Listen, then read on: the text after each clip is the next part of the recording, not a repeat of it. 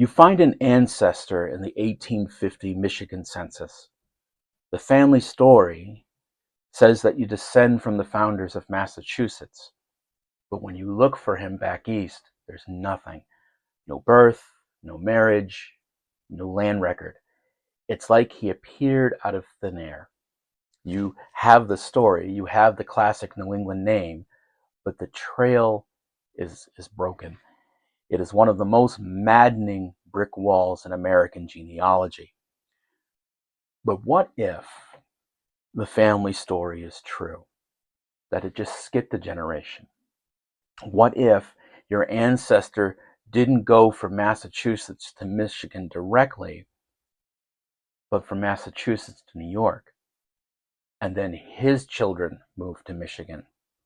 The single most overlooked key to finding your lost New England ancestors is a 363-mile waterway dug in 1825, the Erie Canal. This engineering marvel wasn't just a ditch. It was a superhighway that connected the Great Lakes to the Atlantic Ocean and threw open the doors to the Midwest. Ohio, Indiana, Illinois, Michigan, and Wisconsin. This is the secret. A layover generation in New York. We're going to show you how to find this hidden stop on your family's journey and connect your Midwestern roots all the way back to the Mayflower. Join us as we discuss the importance of understanding your New England ancestors' migration routes. Today on Trace Your New England Roots.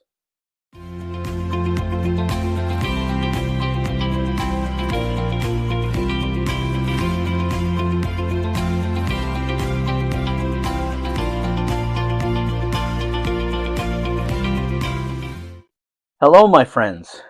Welcome back. Today, we begin with part one of a case study that was born from a discussion in the comments of one of my recent videos with one of you, my viewers. Her name is Sandra. And Sandra had asked me if, in my experience, have I ever researched the planters from New England who built settlements in what is now today New Brunswick and Nova Scotia. In our discussion, Sandra had introduced me to one of her ancestors, Samuel Bridges, who was amongst a group from Rowley, Massachusetts, and they were the first English settlers on the St. John River at Maugerville about 1760. And Sandra was having difficulty connecting Samuel from the information she had about her ancestors' Canadian life to his New England origins. To help Sandra with her brick wall, in the following videos, we are going to walk through the process of locating primary sources in New England and then compare them to what Sandra has discovered having grown up in the New Brunswick area. I invite you to participate in this discussion in the comments as well, as you may be experiencing similar challenges, or you may be able to lead by example with your own experiences to connect Sandra's ancestor to your own family. But before we dive into this shared ancestry with pre-loyalist migrations to Canada, we need to focus on the migration routes of New England as a whole, just to have an understanding of it. And as we will learn, it wasn't always a straight path. And sometimes the journey meandered, and sometimes the journey may have experienced a layover for a generation. This layover generation is so critical because New England migration wasn't a single leap. It was a stepwise patterned movement. Families didn't just throw a dart at a map. A family might leave Vermont for Western New York in the 1810s, and then in the 1830s, their children would board a canal boat in Rochester, right at the Buffalo, catch a steamer across Lake Erie, and then settle in Michigan. And then 20 years after that, the next generation might push on to Illinois or Iowa, often following the new railroad lines that shadowed those very same canal routes. The impact this has on your research is massive. If you find your family in that 1850 Michigan census, your best move isn't to search Massachusetts records. The highest probability connection is in New York. You have to trace them backwards, following the path of the Erie Canal. Scour census and land records for New York counties like Monroe, Wayne, and Erie. These families often sold their New York land right before they appear for the first time in the records of their new Midwestern home. Uncovering this layover generation is the key to linking your Midwestern family back to its deep New England roots. So, to find that layover generation, you first have to ask yourself this question: why did they leave New England in the first place? The event that explains so many of our vanished ancestors was the population explosion into New York right after the Revolutionary War. After 1783, a perfect storm hit. Too many people and worn out soil in New England colliding with the opening of vast fertile lands in New York. New York truly became the first West, and between 1790 and 1820, its population tripled. And a huge portion of that growth, historians say a majority, came from migrating New Englanders. They primarily followed two main corridors. The first was overland, along routes like the Boston Post Road through Massachusetts and into the Hudson Valley, where they fanned out across upstate New York. The second route, and arguably more important route, was through the Mohawk Valley. This natural channel through the Appalachian Mountains acted as a funnel for tens of thousands of families from Connecticut, Massachusetts, and Vermont as they poured into central and western New York. This is the solution to countless late 18th and early 19th century brick walls. And when your Connecticut family vanishes from the 1790 census, you must start looking in the 1800 census for New York counties like Oneida, Herkimer, Otsego, and Shenango. So if these migration paths are sparking ideas for your own research, let's take a moment and click on the link and subscribe button.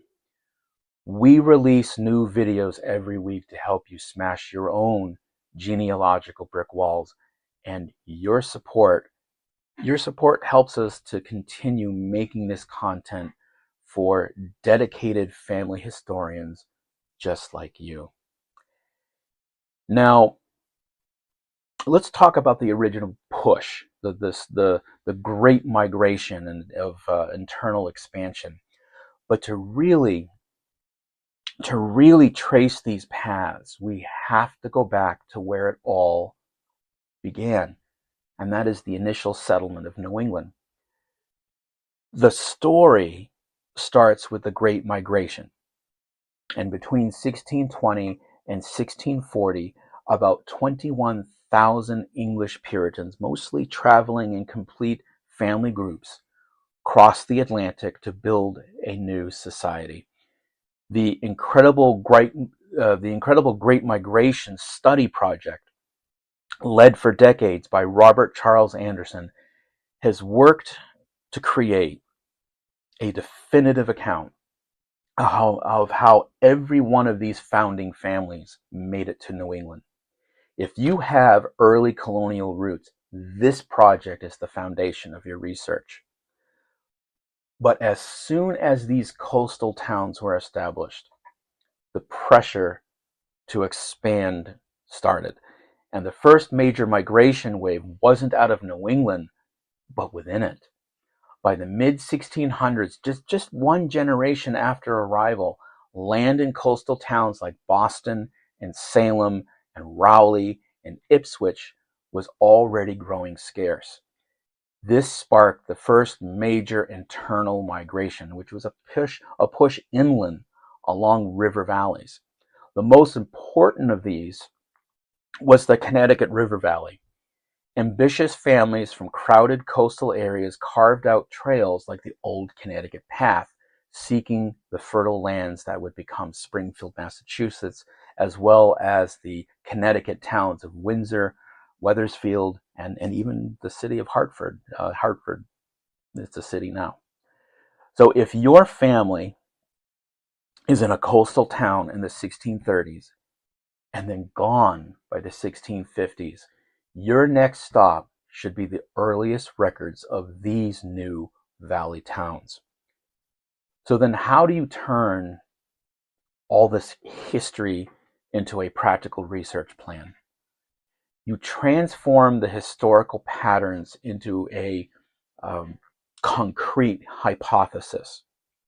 First, lock your ancestor into a specific time and place. Find the absolute last record you have for them, like a land deed in Berkshire County, Massachusetts, that's dated in 1795. Second, match that time and place to the correct migration phase. 1795 is the peak of the post-revolutionary flood into upstate New York. Berkshire County actually sits on a major path heading west. This instantly tells you your highest probability destination should be New York. Third, follow the most logical route. From Berkshire County, the easiest path was straight west into New York counties like Columbia, Rensselaer, and Albany, and then from there deeper into the Mohawk Valley. This becomes your target search area. Now you begin searching, but with the most powerful rule of migration research, look for clusters, not just a single person. New Englanders always moved in groups. As you scan the 1800 census for those New York counties, don't just look for your ancestor's surname.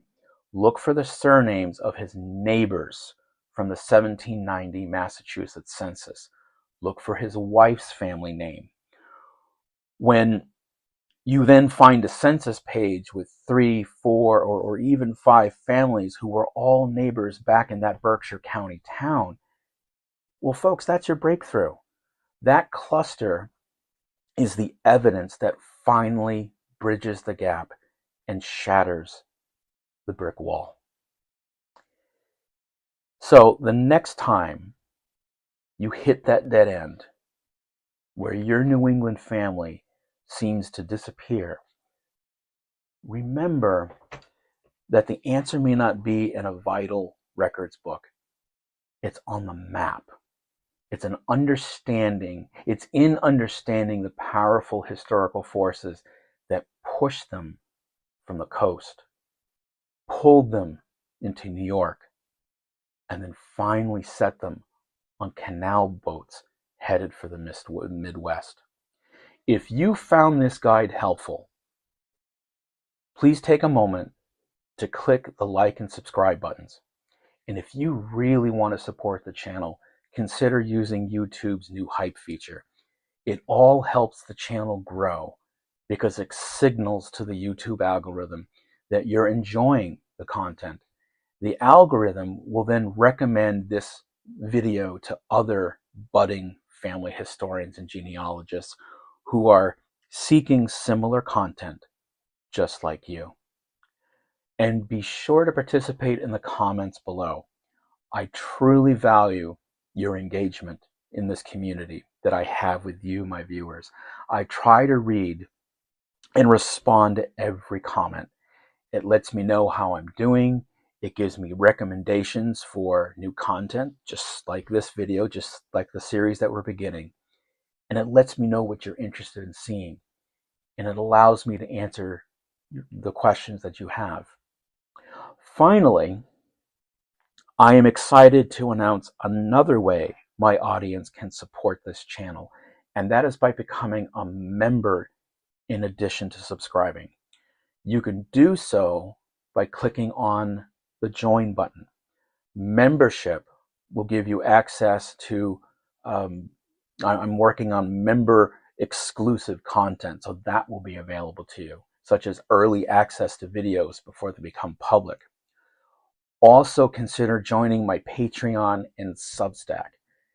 This support will help me tremendously with the logistics of maintaining this channel, and it will help me to keep current with new technologies and new methodologies to bring you the best content that I can, and always improve my quality of the videos. Your support means the world. It helps me create more in-depth genealogy guides, explore fascinating colonial stories, and connect with you through personalized content. Together, we'll uncover the rich legacies of our ancestors, learn practical research strategies, and celebrate the incredible journeys that shaped family histories.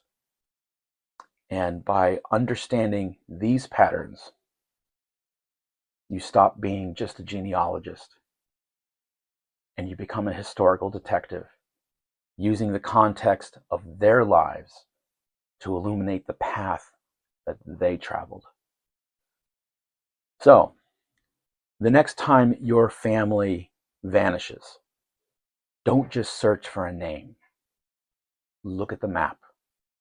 The answer to your brick wall might be just a journey away.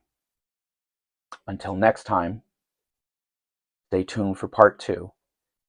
This is Eric with Trace Your New England Roots, where we'll look at Sandra's situation with her quest to find Samuel Bridges.